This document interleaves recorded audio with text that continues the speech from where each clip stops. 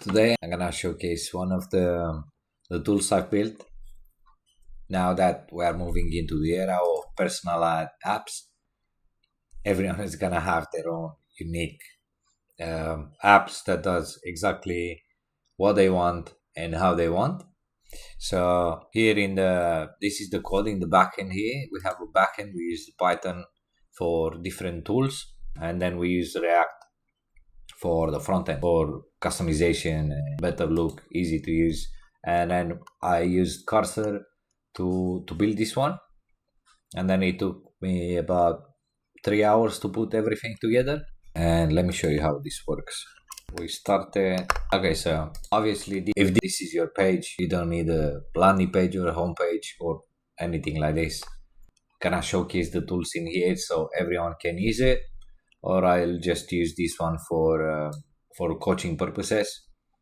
I'll add all the codes and templates and prompts and everything in here. So you just press get started, and then we're gonna implement the login. But the important part is here. So tools, I just built cards like this, so they just pop up. And then basically, for example, for YouTube Summarizer, as you can see in the back end here, YouTube Summarizer, it's just a simple code. It's just extract it, and then what do you want? Use the structure output from OpenAI, and then you just ask for exactly what you want to get from the YouTube video. Summary, rating, learnings, application. So let's see how this works. Let's go on YouTube and pick a video. I just made it to extract the caption instead of transcribing the whole video. Most people use the caption. If they don't have caption, you can use the transcriber. Alright, so let's see how this works. I'll just paste this one in here, summarize it. Now as you can see, it's running, and then boom, here you go, you have it. The main use of AI is boost of productivity. So obviously there is a lot you can add to this to make it better. You can send an email to this, or you can put it in a note somewhere, or you can put it in an idea tab or future videos or whatever. And here we have the image generation. So the image generation is like this. I'm using OpenAI DALL-E 3 just as an idea. So AI startups. So as the image generator, what I did is I gave a structure prompt where I say all the images has to come out certain way with the input from here. All right, why it takes so long? All right, here you go. AI startups, you can view it. It's not bad. The writing is not good, but as an idea, you can use any of the models. You can go on Hugging Face and then get a model from there, run it on your computer, or you just run it on cloud.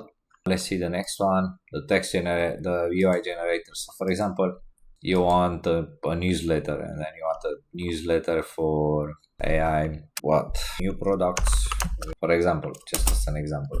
And then you just have a structure output as well. So we use OpenAI structure schema to extract. This is not a newsletter, but yeah. What I wanted is to get the code. So you can copy the HTML from here, and then you go on a HTML viewer, and then you can paste it in there. Or if you're writing an email, you just copy that and then paste it in there. So you can set it up in here. Every time you run a newsletter or you get new products or whatever the case is, you just add the logic in here, and then you just get it straight away exactly how you want. So you don't have to waste time going back and forth. You know what I mean? All right, so we got this one sorted, and a podcast. So this is a podcast. That's an idea. This can be a learning tool. For example, you're stuck on an idea, and then you want to expand, or you want to learn more about something, or you want to run back and forth with the AI to get some more information about something specific that you can't find, or you just need creativity or whatever you need. What you do is you set it up in here. So you say, oh, this is the topic, this is what I need, this is what I need to get out of you.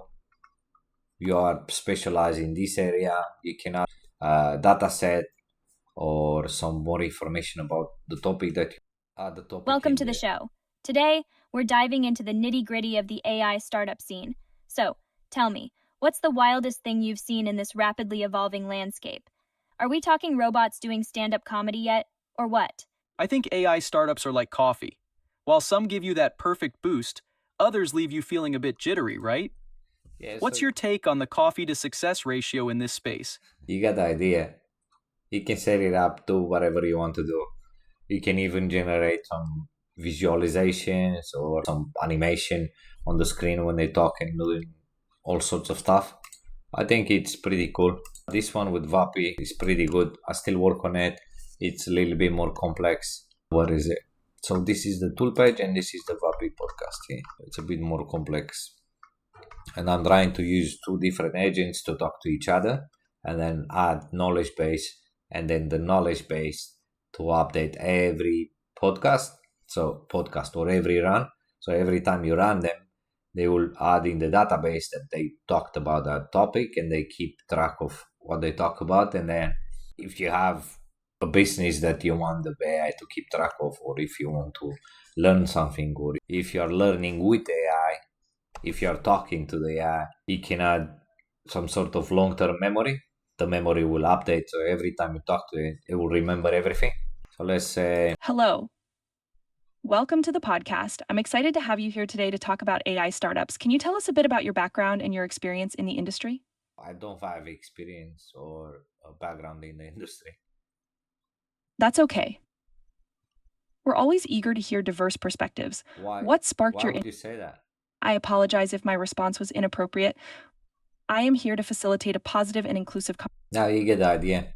So this is meant to run two agents to talk to each other. So I need to implement a better threading system. So when they send message, when I send message, so I want to be able to interact with them as well. So every time I add a new tool, basically what I need to do is to change the tool page. The Python, if it's in Python, I just add it in here. If it's in Java, we just add a new component. If it requires a new page, you just add the page and then the component and then the backend logic. I hope this helps. I'll do a more in-depth tutorial about this and keep learning, and I'll see you next time.